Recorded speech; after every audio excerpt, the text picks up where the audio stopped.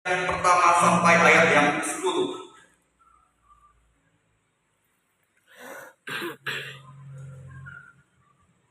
Saya mau mengajak Bapak Ibu jemaat untuk kita bacakan firman Tuhan ini secara responsoria.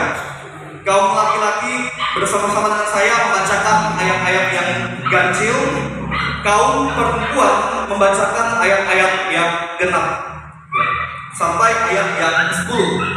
Kalau jemaat sudah menemukan, silakan katakan amin. Belum temu ya?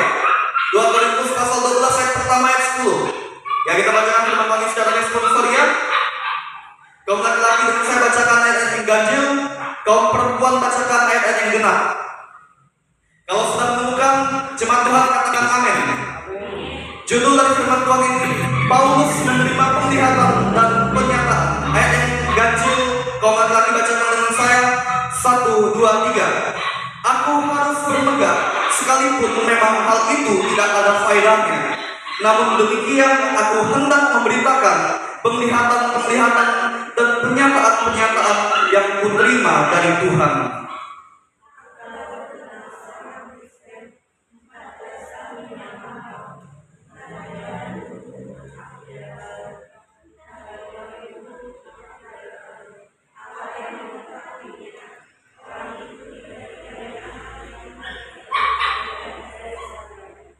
Aku juga tahu tentang orang itu, entah di dalam tubuh, entah di luar tubuh.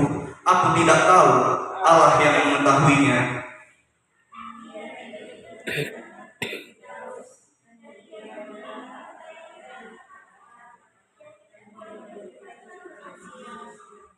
Atas orang itu aku hendak bermegah, tetapi atas diriku sendiri aku tidak akan bermegah, selain atas kelemahan-kelemahanku.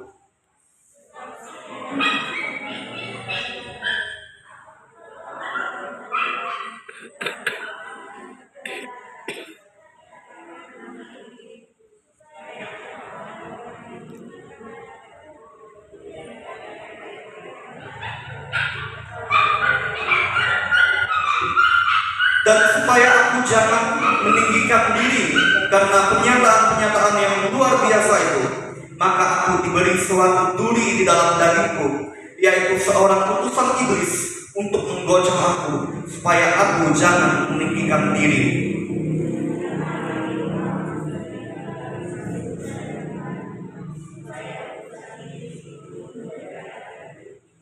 Tetapi jawab Tuhan kepadaku, cukuplah kasih karuniaku bagimu, sebab justru dalam kelemahanlah kuasaku menjadi sempurna. Sebab itu terlebih suka aku bermegah atas kelemahanku, supaya kuasa Kristus turun menaungi aku.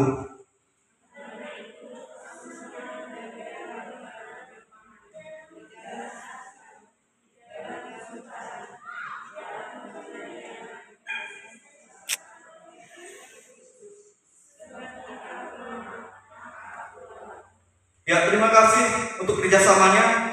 Dikatakan berbagi oleh firman Tuhan adalah setiap kita yang mau mendengar firman Tuhan dan mau melakukan firman Tuhan itu dalam kehidupan kita hari lepas hari. Dari firman Tuhan ini saya tema kita renungkan, yaitu kuasa Tuhan Yesus sanggup mengatasi segala kelemahan kita.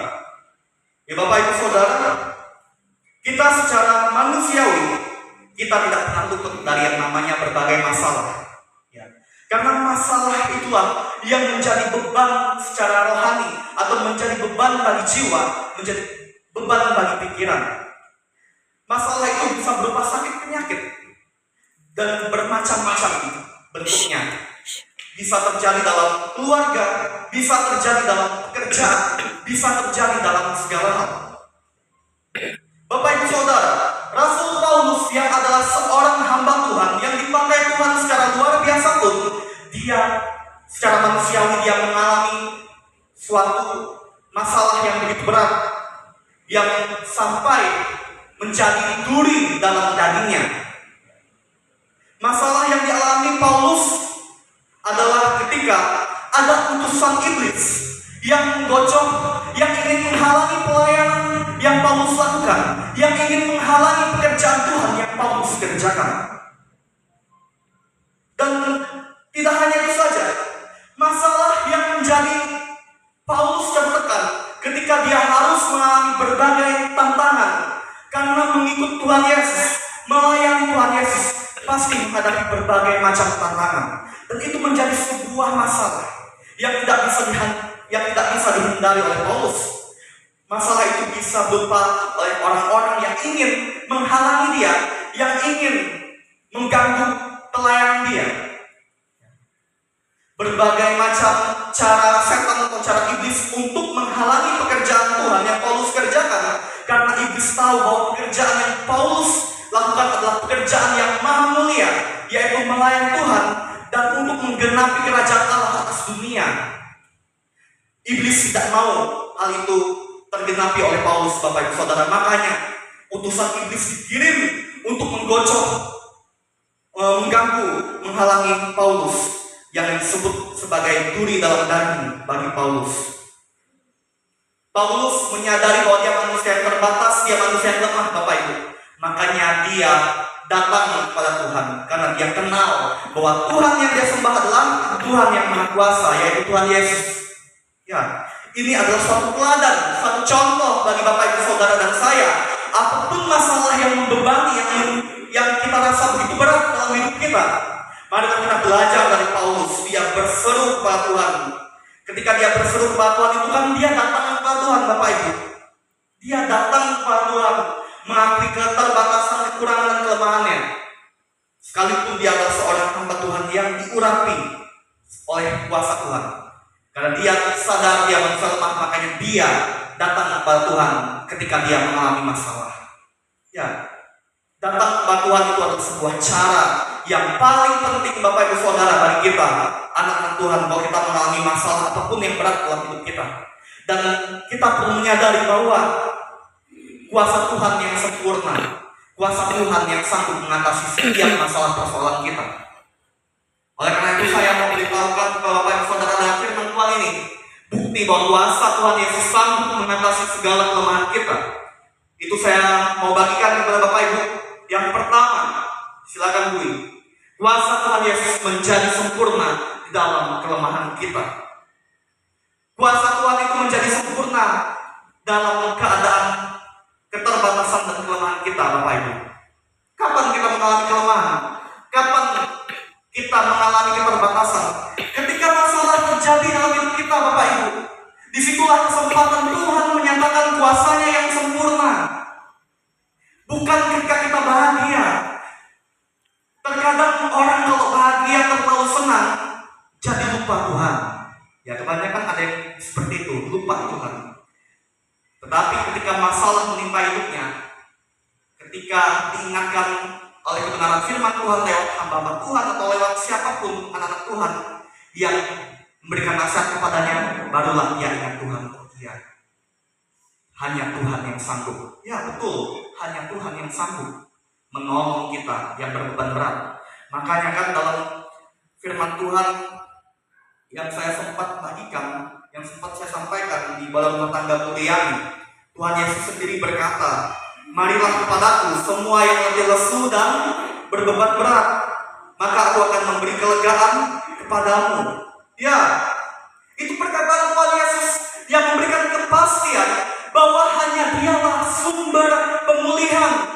Dialah yang sanggup memberikan solusi, jalan keluar dan kelegaan ketika kita letih lesu dan berbeban berat, Bapak Ibu Saudara. Tidak ada yang lain. Makanya motivasi kami sebagai hamba Tuhan kepada jemaat semua adalah, marilah selalu andalkan Tuhan dalam hidupmu. Ketika engkau berbeban berat, ketika engkau mengalami masalah, itu yang paling pertama. Dan itu dia harus Bapak Ibu Saudara mulai terlebih dahulu. Bukan mencari siapapun. Ketika Bapak Ibu Saudara sedang sakit, terlebih dahulu yang Bapak Ibu Saudara lakukan, yang menjadi langkah awal yang harus Bapak Ibu Saudara mulai, adalah datang kepada Tuhan dengan berdoa. Karena Tuhan adalah sumber mujizat. Tuhan adalah penolong yang sempurna.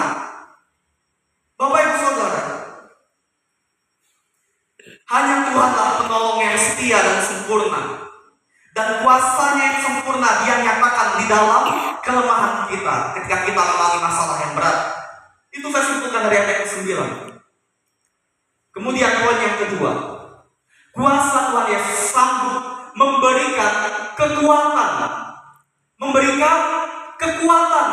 ketika kita mengalami kelemahan. Yesus memberikan kekuatan ketika kita mengalami kelemahan oleh kuasanya yang terbesar, kuasanya yang sempurna. Makanya Bapak Ibu Saudara, jangan ragukan Tuhan, jangan bimbang kepada Tuhan, jangan pakai cara dunia yang salah di mata Tuhan, yang menyimpang dari kebenaran firman Tuhan. Kalau Bapak Ibu Saudara mengalami masalah yang berupa sakit penyakit atau masalah apapun itu, datang kepada Tuhan. Itulah yang benar, itulah yang bijaksana Bapak Ibu. Karena ketika kita datang kepada Tuhan, maka disitulah Tuhan akan menyatakan kuasanya untuk menolong kita. Paulus mengatakan dalam ayat 10 bahwa alangkah baiknya dan dia lebih rela di dalam keadaan yang mengalami kelemahan. Karena itu aku senang dan rela dalam kelemahan, kata Paulus. Di dalam siksaan, di dalam kesukaran, di dalam penganiayaan dan kesesakan oleh karena Kristus. Sebab jika aku lemah, maka aku kuat. Paulus yang menyadari bahwa menjadi pengikut Tuhan Yesus itu harus siap keluar dari zona nyamannya. Ya, mengikut Tuhan Yesus itu kan tidak mudah, Bapak Ibu, tidak selalu lancar dan tidak selalu mulus perjalanan kehidupan rohani kita bersama-sama dengan Tuhan Yesus. Asalkan bersama-sama dengan Tuhan Yesus, kita selalu akan mengalami penyertaan Tuhan dan kita pasti mengalami pertolongan Tuhan. Ketika Tuhan izinkan masalah badai menimpa hidup kita, mau dalam bentuk apapun badai masalah itu, marilah kita tetap setia mengikut Tuhan Yesus walaupun mengalami penderitaan, mengalami kesukaran, mengalami masalah, mengalami apapun yang Tuhan izinkan terjadi dalam hidup kita. Tetapi Tuhan tidak akan pernah tinggalkan kita kalau kita selalu mau berharap, bersandar, bergantung sepenuhnya kepada Tuhan. Karena Tuhan yang kita sembah adalah Tuhan yang Maha Kuasa. Ketika kita berseru, berharap datang kepada Tuhan dengan kerendahan hati, kita menyadari kita punya keterbatasan dan kelemahan. Percayalah Bapak Saudara, Tuhan Yesus sanggup dengan kuasanya memberikan kekuatan, memberikan jalan keluar, memberikan pemulihan untuk mengatasi setiap persoalan masalah hidup kita. Apakah Bapak Ibu Saudara belajar sesuatu dari firman Tuhan ini? Inilah firman yang saya bagikan kepada Bapak Ibu Saudara sekalian. Tuhan Yesus memberkati. Kita bersyukur untuk firman Tuhan ini. Kita berdoa. Kami bersyukur kami punya Tuhan yang tidak terbatas. Karena Tuhan yang kami sembah, yaitu Tuhan Yesus, adalah Tuhan yang Maha Kuasa. Ya Tuhan, dikala ketika kami mengalami masalah persoalan hidup yang berat, ingatkan kami untuk kami selalu datang kepada Tuhan. Ingatkan kami untuk kami selalu berseru, berharap sepenuhnya hanya kepada Tuhan Yesus saja.